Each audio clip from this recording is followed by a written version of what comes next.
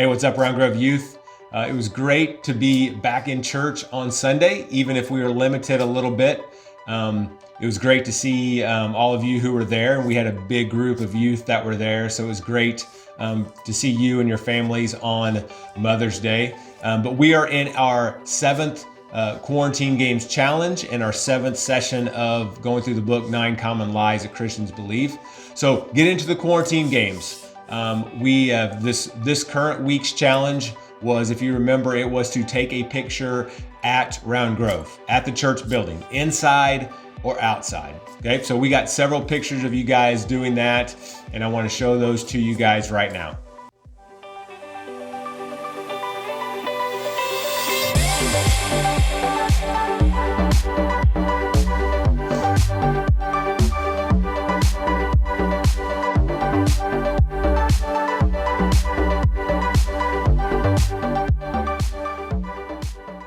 All right, so keep sending those in. Remember, if you haven't sent it in for this current the last challenge, you can still do that, and any previous ones. But the deadline is going to be coming up. We only have a few more of these left, so I'm going to have to cut it off here pretty soon. So you can be able to keep moving up the leaderboard. And this is our current leaderboard as it stands right now.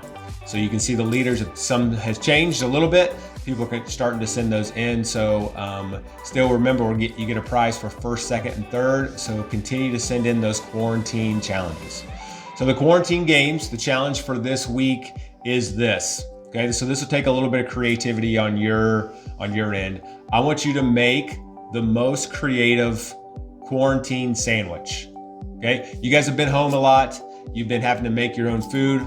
Most likely, you've probably ate a lot of sandwiches. I want you to make a creative quarantine sandwich. Maybe it's your favorite sandwich. Maybe it's something that maybe you just would like to try, okay? But make a sandwich, take a picture of that with your sandwich for this next Quarantine Games Challenge. All right, so keep sending those in. We're coming to the end of the Quarantine Games, so continue to send those in so you can move up that leaderboard. So now we're going to get into our seventh session of going through the book 9 Common Lies That Christians Believe by Shane Pruitt, and we're going to get into that right now.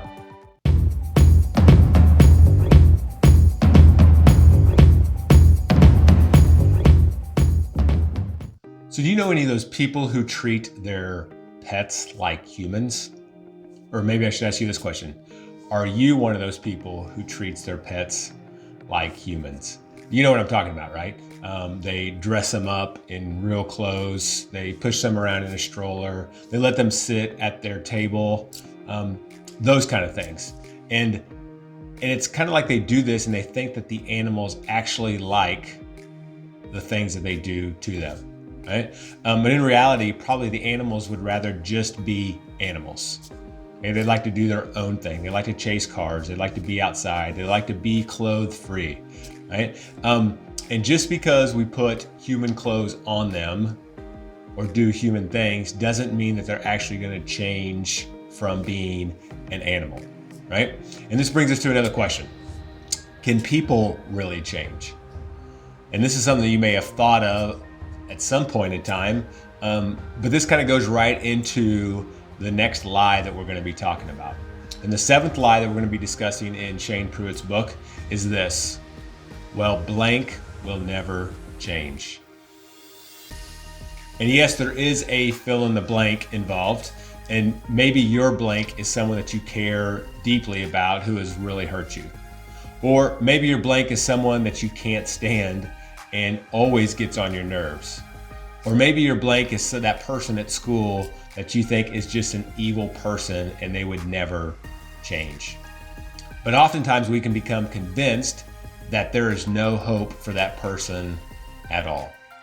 So what does the Bible say about this? So let's start off by hearing from Jesus. And this is when Jesus was talking to his disciples. They were asking him about rich men entering the kingdom of heaven. But Jesus made this statement in Matthew chapter 19, verse 26. He says this: "But Jesus looked at them and said, 'With man, this is impossible, but with God, all things are possible.'" And even the angels were aware of God's power. When Gabriel went and talked to Mary, and this is found in Luke chapter 1, she was kind of questioning how all this stuff would happen. And Gabriel says this to Mary: "For nothing will be impossible with God." And this should make us aware that God can do some amazing things in people's lives, right? He has that power. And if you think about what is probably the greatest story of life change in the Bible, and it has to be the story of Paul, right? Or Saul, as he was formerly known. In Acts chapter 9, verse 1 starts out by saying this. I want you to hear this. And this is how Saul's life was before. "But Saul, still breathing threats and murder against the disciples of the Lord, went to the high priest and asked him for letters to the synagogues at Damascus, so that if he found any belonging to the way, men or women, he might bring them bound to Jerusalem." And when Saul was on his way to Damascus, if you remember the story, Jesus met him and changed his life forever. Changed his name to Paul, and he was probably one of the most influential people in the New Testament that wasn't named Jesus. He wrote at least 13 books of the New Testament, and he trained and mentored many, many people. So this is proof that God can drastically change people's lives. So what's the danger of believing this lie?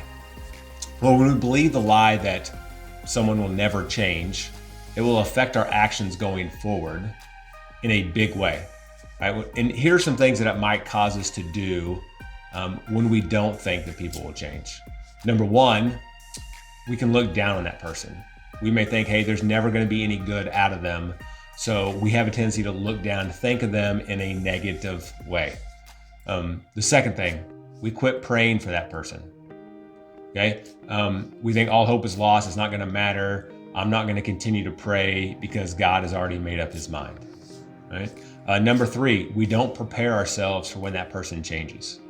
And this can be huge because I think when someone changes and God makes a big difference in their lives, we need to be ready for that. We need to accept that. We need to help them along their way and encourage them and be joyful in the change in their lives, and we won't be ready for that. And the fourth thing is we show a lack of faith in God. We don't think that he can do it, or maybe that he doesn't want to do it. And we kind of give up on that. So maybe you have that person in your mind where you have given up hope on them. In Luke 18:1, Jesus tells us to pray and not lose heart. Okay? So don't believe the lie that blank will never change. Believe the truth that nothing is impossible for God. He has the power to change people so they will start living the life he desires for them. Okay, what an awesome promise, right? And just a truth to understand and know that Jesus can change lives. So here's a few questions I want you to think about. I want you to think about these. So who is your blank? It's first. Who is this person that came to the top of your mind when you saw this lie? Second one, do you really think God can change this person? And have you prayed for this person lately? And if not, please do it today. And you might care deeply for this person, or maybe you can't stand this person. No matter how we think, we have to understand that God has the power to change hearts. And when he does, he can do mighty things in their lives. So don't give up, keep praying, and like Jesus said, pray and don't lose heart. We'll see you next time.